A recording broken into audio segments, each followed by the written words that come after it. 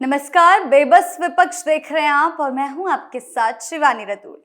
बिहार की राजनीति इन दिनों बयानों, आरोप प्रत्यारोप और अंदरूनी खींचतान के दौर से गुजर रही है। सत्ता पक्ष के बजट पर विपक्ष के तीखे हमले हो या फिर विपक्षी दलों के अंदर चल रही आपसी कलह, हर तरफ अस्थिरता साफ नजर आ रही है। रोहिणी आचार्य के सरकार पर सवाल, आरजेडी में तेज प्रताप यादव के बागी तेवर और कांग्रेस का नेतृत्व संकट, इन सब ने मिलकर यह दिखा दिया कि फिलहाल बिहार की राजनीति मुद्दों से ज्यादा बयानबाजी और असहमति के इर्द गिर्द घूम रही है। क्या कुछ हुआ है उस पर चर्चा करेंगे, लेकिन खबरों में आगे बढ़ने से पहले एक नजर डालते हैं बिहार की टॉप हेडलाइंस पर। बजट विवाद से सुर्खियों में रोहिणी आचार्य, बिहार की राजनीति में उठते सवाल। तेज प्रताप यादव का जयचंद बयान, आरजेडी में अंदरूनी खींचतान फिर उभर कर साफ। तेज प्रताप यादव की विवादित राजनीति, भाई पर सवाल और सरकारी आवास का नया विवाद। नेतृत्व संकट में बिहार कांग्रेस, विधायक दल का फैसला अभी भी टला। खबरों में सबसे पहले बात करते हैं रोहिणी आचार्य की, जो कि इन दिनों काफी ज्यादा सुर्खियों में है। नीतीश सरकार ने मंगलवार को बिहार का बजट पेश किया। 3.47 लाख करोड़ के इस बजट पर अब लालू यादव की बेटी रोहिणी आचार्य ने प्रतिक्रिया दी है। उन्होंने एक्स पर पोस्ट किया और कहा कि राज्य के बजट का सबसे बड़ा हिस्सा खर्च ही नहीं हो पाता। अपने पोस्ट में उन्होंने लिखा है, आंकड़ों की बाजीगरी वाले बजट को प्रस्तुत कर खुद अपनी पीठ थपथपाने से पहले नीतीश सरकार को यह समझना होगा कि आर्थिक विकास के साथ मानव विकास और मानव विकास की खुशहाली के सूचकों का सतत मूल्यांकन किए जाने वाले आर्थिक नीति व अर्थव्यवस्था आज बिहार की सबसे बड़ी जरूरत है। मगर अफसोस की बात है कि आज प्रस्तुत किया गया बजट इस पर मौन है, ऐसा रोहिणी आचार्य का कहना है। उन्होंने कहा कि डबल इंजन वाली सरकार के नीति निर्धारकों को शायद ये भान नहीं है कि विकास का पीटा जाने वाले झूठा ढिंडोरा भी जल्द ही दम तोड़ देगा। यदि लोगों को हक के रूप में बुनियादी सेवाएं नहीं मिली, गैर बराबरी की खाई कम नहीं हुई और श्रम शक्ति का पलायन यूं ही जारी रहा। रोहिणी ने कहा है, प्रति व्यक्ति आय के मामले में बिहार देश के सबसे पिछड़े राज्य में शुमार है और कल ही जारी हुए आर्थिक सर्वेक्षण रिपोर्ट से ही जाहिर है कि पिछले 2 सालों से बिहार के विकास दर में गिरावट दर्ज हो रही है, ऐसा उनका कहना है। पिछले 10 सालों में बिहार से 250 कारखाने दूसरे राज्यों में शिफ्ट हो गए। रोहिणी आचार्य के हालिया बयान इस बात की ओर इशारा करते हैं कि वो लगातार सुर्खियों में बने रहना चाहती हैं। बजट और सरकार की नीतियों पर सवाल उठाना गलत नहीं है, लेकिन जिस तरह से हर मुद्दे पर तीखे और लंबे बयान दे रही है, उससे ऐसा लगता है कि आलोचना से ज्यादा जोर राजनीतिक बयानबाजी पर है। राजनीतिक बयानबाजी पर है। बार बार आंकड़ों की बाजीगरी और डबल इंजन सरकार की विफलता जैसे शब्दों का इस्तेमाल करने से बात असरदार कम और शोर ज्यादा लगने लगता है। ये सच है कि सभी को अपनी बात कहने का हक है, सरकार से जवाब मांगने का हक है, खासकर विपक्षी खेमे को। लेकिन जब विपक्ष सिर्फ आरोप लगाता है और समाधान नहीं बताता, तो जनता को साफ रास्ता नहीं दिखता। सिर्फ सरकार को कोसने से हालात नहीं बदलते, हालात सही नहीं हो जाएंगे। कभी परिवार पर हमला, कभी सरकार पर हमला। इस तरह के बयानों से रोहिणी आचार्य खुद ही अपने शब्दों में उलझती दिख रही हैं। मीडिया में चर्चा तो मिल जाती है, लेकिन इससे उनकी बात की गंभीरता धीरे धीरे कम हो जाती है। लोगों को सिर्फ बयान नहीं, साफ सुथरे सुझाव और ठोस सोच चाहिए। बिहार को आज ऐसी राजनीति की जरूरत है जो शांति से, समझदारी के साथ जनता के हित के बारे में बात करे। अगर बजट को लेकर कोई कमी पेशी है तो हक से बोले। अगर रोहिणी आचार्य सच में बदलाव चाहती हैं तो सिर्फ सुर्खियों में रहने के बजाय काम की और समाधान वाली राजनीति पर ज्यादा ध्यान देना होगा, तभी बात कुछ आगे बढ़ेगी। खबरों में बात करते हैं तेज प्रताप यादव की। एक बार फिर एक और बयान फिर आरजेडी के अंदर चल रही खींचतान को सामने ले आया। उन्होंने जयचंद शब्द का इस्तेमाल करके साफ संकेत दे दिया कि पार्टी के हार के लिए वो बाहर से ज्यादा अंदर के लोगों को जिम्मेदार मानते हैं। पिछली बार सिर्फ 25 सीटें मिलने की बात कहकर उन्होंने ये जताने की कोशिश की कि पार्टी के अंदर कुछ ऐसे लोग हैं जिनकी वजह से आरजेडी को नुकसान हुआ। हालांकि उन्होंने किसी का नाम नहीं लिया, लेकिन राजनीति में इशारों की भी अपनी भाषा होती है और इसे सीधे तौर पर पार्टी नेतृत्व और अपने ही भाई तेजस्वी यादव से जोड़कर देखा जा रहा है। तेज प्रताप यादव ने एक बार फिर आरजेडी पर बड़ा हमला बोला है और तीखी राजनीतिक टिप्पणी की है।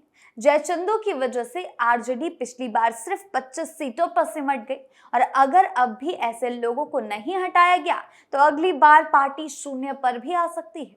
हालांकि उन्होंने किसी का नाम नहीं लिया, लेकिन उनके बयान के राजनीतिक मायने निकाले जा रहे हैं। तेज प्रताप यादव पहले भी कई बार ऐसे बयान दे चुके हैं जिनसे पार्टी असहज स्थिति में आ गई। इस बार भी उनका अंदाज वही है, खुलकर हमला लेकिन नाम लिए बिना। इससे तेजस्वी यादव की मुश्किलें बढ़ रही हैं। लालू प्रसाद यादव के बेटे हैं। दूसरी तरफ बार बार के बयानों से ये संदेश जा रहा है कि पार्टी की अंदरूनी रणनीति और नेतृत्व से संतुष्ट नहीं है। तेज प्रताप और तेजस्वी दोनों के बीच की कलह किसी से छुपी नहीं है। ऐसे में सवाल उठता है कि क्या ये सिर्फ नाराजगी है या फिर अपनी अलग पहचान बनाने की कोशिश, जो राह पर तेज प्रताप यादव पहले ही चल चुके हैं। इस बयान का असर सिर्फ तेज प्रताप तक नहीं है, बल्कि आरजेडी की छवि पर भी पड़ता है। एक ही परिवार और एक ही पार्टी के नेता सार्वजनिक रूप से इस तरह की बातें करते हैं तो विपक्ष को हमला करने का मौका मिल जाता है। अगली बार शून्य पर पहुंचने जैसी बातें क्या कर तेज प्रताप ने पार्टी के कार्यकर्ताओं और समर्थकों के बीच चिंता पैदा कर दी है। इससे ये संदेश जाता है कि पार्टी के अंदर सब कुछ ठीक नहीं है, नेतृत्व को लेकर मतभेद गहरे हैं। तेज प्रताप यादव जैसे अपने ही भाई के खिलाफ बगावती सुर अपना रहे हैं तो ये संदेश जाता है कि जब भाई भाई पर भरोसा नहीं करता तो जनता कैसे करेगी। तंज के तौर पर देखा जा रहा है उनके इस बयान को, जिससे आरजेडी की राजनीतिक मुश्किलें और बढ़ सकती हैं। और अगर ऐसे बयान लगातार आते रहे तो पार्टी को नुकसान हो सकता है और आंतरिक एकता पर कई सवाल खड़े होंगे। देखने वाली बात यह होगी कि पार्टी नेतृत्व इसे कैसे संभालेगा। तेजस्वी यादव इसका क्या जवाब देते हैं, क्या इसे नजरअंदाज किया जाएगा या फिर अंदरूनी तौर पर कोई सख्त फैसला लिया जाएगा। खबरों में बात करते हैं तेज प्रताप यादव की मुश्किलें कैसे बढ़ रही है। इस समय वो दोहरी मुश्किलों में फंसे नजर आ रहे हैं। एक तरफ वो लगातार अपने भाई तेजस्वी यादव और आरजेडी की लाइन से अलग बयान देकर पार्टी के अंदर हलचल मचा रहे हैं, तो दूसरी तरफ उनके अपने निजी और राजनीतिक विवाद भी बढ़ते जा रहे हैं। हाल ही में सरकारी आवास खाली करने का मामला इसका बड़ा एग्जाम्पल बन गया। 2025 का चुनाव हारने के बाद उन्हें पटना के 26 एम स्ट्रैंड रोड वाली सरकारी बंगले को खाली करना पड़ा, जिसे बाद बीजेपी कोटे के मंत्री लखेंद्र पासवान को दिया गया।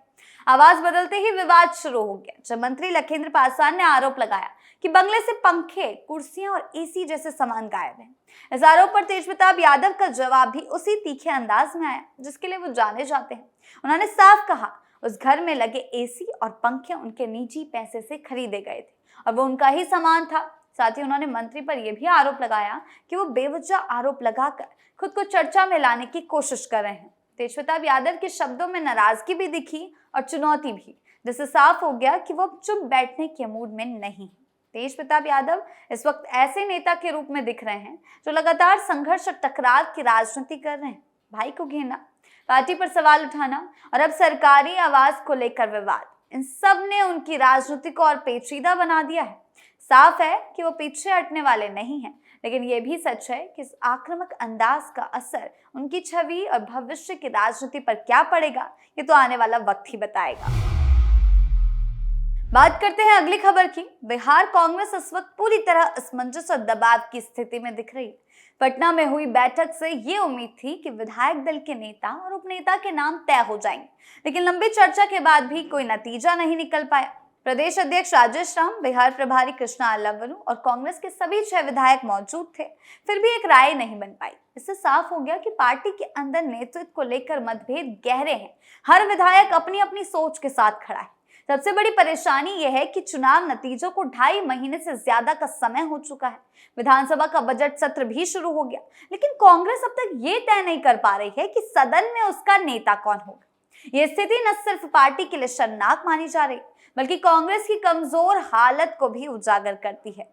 जब सदन के अंदर पार्टी की आवाज ही साफ नहीं होगी तो सरकार को घेरने और विपक्ष की भूमिका निभाने में कांग्रेस कैसे प्रभावी होगी, ये बड़ा सवाल बन गया है। पार्टी नेतृत्व भी इस बात को अच्छी तरह समझता है कि अगर किसी एक नाम को जबरन आगे बढ़ाया गया तो अंदरूनी नाराजगी खुलकर सामने आ सकती है। कांग्रेस पहले ही टूट और बगावत जैसे अनुभवों से गुजर चुकी है, इसलिए इस बार नेतृत्व कोई भी जोखिम लेने के मूड में नहीं है। यही वजह है कि फैसला टलता जा रहा है, लेकिन लगातार टालमटोल से ये संदेश जा रहे हैं कि कांग्रेस अपने ही विधायकों को एकजुट नहीं रख पा रही। सूत्रों की माने तो पार्टी इस मुद्दे पर एक और बैठक बुलाने की तैयारी में है, लेकिन सवाल यह है कि क्या अगली बैठक में वही हालत नहीं दोहराएंगे। 6 विधायक वाली पार्टी अगर अपने नेता पर सहमति नहीं बना पा रही तो ये उसकी राजनीतिक कमजोरी को दिखाता है। कुल मिलाकर बिहार कांग्रेस इस समय पूरी तरह मुश्किलों में घिरी हुई है। नेतृत्व का संकट, अंदरूनी मतभेद और स्पष्ट दिशा की कमी ने पार्टी की ऐसी स्थिति में लाकर खड़ा कर दिया है जहां हर कदम सोच समझकर उठाना मजबूरी बन गया है।